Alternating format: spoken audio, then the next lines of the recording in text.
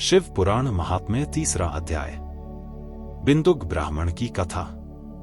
श्री सूत जी बोले, शौनक सुनो, मैं तुम्हारे सामने एक अत्यंत गोपनीय कथा का वर्णन करूंगा, क्योंकि तुम शिव भक्त में अत्यंत आग्रह एवं वेदांगों में निपुण हो। समुद्र के निकटवर्ती प्रदेश में वाकाल नामक गांव है, जहां वैदिक धर्म से विमुख महापापी मनुष्य रहते हैं। वे सभी क्रूर हैं एवं उनका मन तृष्णा और विषय भोगों में ही लगा रहता है। वे देवताओं एवं धर्म पर विश्वास नहीं करते। वे सभी कुटिल वृत्तियों वाले हैं। खेती बाड़ी करते हैं और विभिन्न प्रकार के अपवित्र कार्य रखते हैं। वे व्यभिचारी हैं।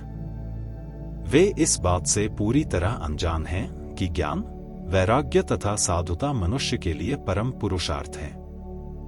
वे सभी पशु प्रवृत्तियों के हैं। अन्य समुदाय के लोग भी उनकी तरह बुरे विचार रखने वाले, धर्म से विमुख हैं। वे अनैतिक कार्यों में लगे रहते हैं एवं सदा विषय भोगों में डूबे रहते हैं।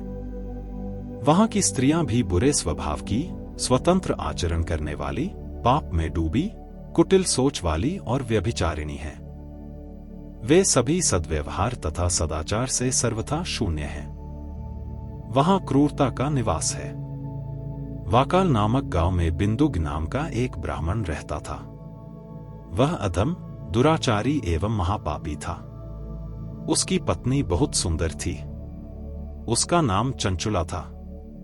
वह सदा उत्तम धर्म का पालन करती थी, परंतु बिंदुक व्यभिचारी था। इस तरह कुकर्म करते हुए बहुत समय व्यतीत हो गया।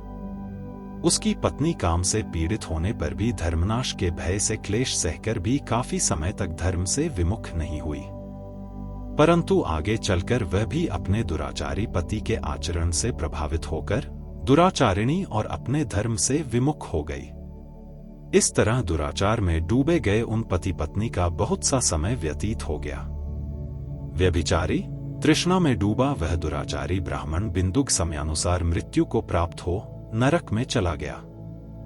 बहुत दिनों तक नरक के दुखों को भोगकर वह मूढ़ तृष्णालु पापी बिंदुक व्याघ्र पर्वत पर भयंकर पिशाच हुआ। इधर उस दुराचारी बिंदुक के मर जाने पर वह चंचुला नामक स्त्री बहुत समय तक पति के साथ अपने घर में रहती रही।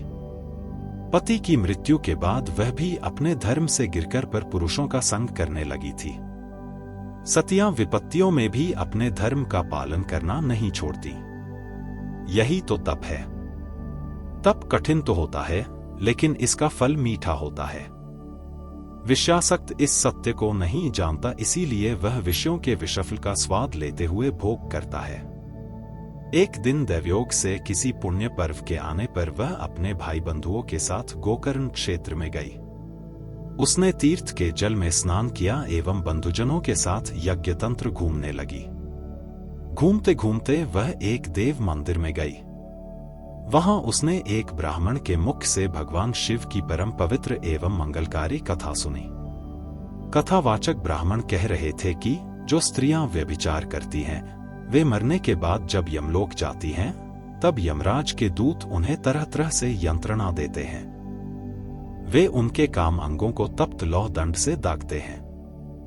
तप्त लौह के पुरुष से उनका संग कराते हैं। ये सारे दंड इतनी वेदना देने वाले होते हैं कि जीव पुकार पुकार कर कहता है कि अब वह ऐसा नहीं करेगा, लेकिन यमदूत उसे छोड़ते नहीं। कर्म का फल तो सभी को भोगना पड़ता है। देव, ऋषि, मनुष्य सभी इससे बंधे हुए हैं। ब्राह्मण के मुख से यह वैराग्य बढ़ाने वाली कथा सुनकर चंचुला भय से व्याकुल हो गई। कथा समाप्त होने पर सभी लोग वहां से चले गए। तब कथा बांचने वाले ब्राह्मण देवता से चंचुला ने कहा, हे ब्राह्मण, धर्म को न जानने के कारण मेरे द्वारा बहुत बड़ा दुराचार हुआ है। स्वामी, मेरे ऊपर कृपा कर मेरा उद्धार कीजिए। आपके वचन को सुनकर मुझे इस संसार से वैराग्य हो गया है। मैं मूढ़ तृष्णा वाली पापिनी हूं। मैं बुरे विषयों में फंसकर अपने धर्म से विमुख हो गई थी। कौन मुझ जैसी कुमार्ग में भटकने वाली पापिनी का साथ देगा? जब यमदूत मेरे गले में फंदा डालकर मुझे बांधकर ले जाएंगे और नरक में मेरे शरीर के टुकड़े करेंगे, तब मैं कैसे उन महायातनाओं को सहन कर पाऊंगी? मैं सब प्रकार से नष्ट हो गई हूं, क्योंकि अभी तक मैं हर तरह से पाप में डूबी रही हूं। हे ब्राह्मण, आप मेरे गुरु हैं, आप ही मेरे माता पिता हैं। मैं आपकी शरण में आई हूं। मुझे अबला का अब आप ही उद्धार कीजिए। सूत जी कहते हैं, शौनक, इस प्रकार विलाप करती हुई चंचुला ब्राह्मण देवता के चरणों में गिर पड़ी।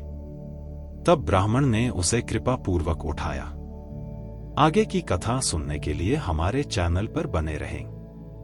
अगले अध्याय की जानकारी और अधिक कथाओं के लिए चैनल को सब्सक्राइब करें।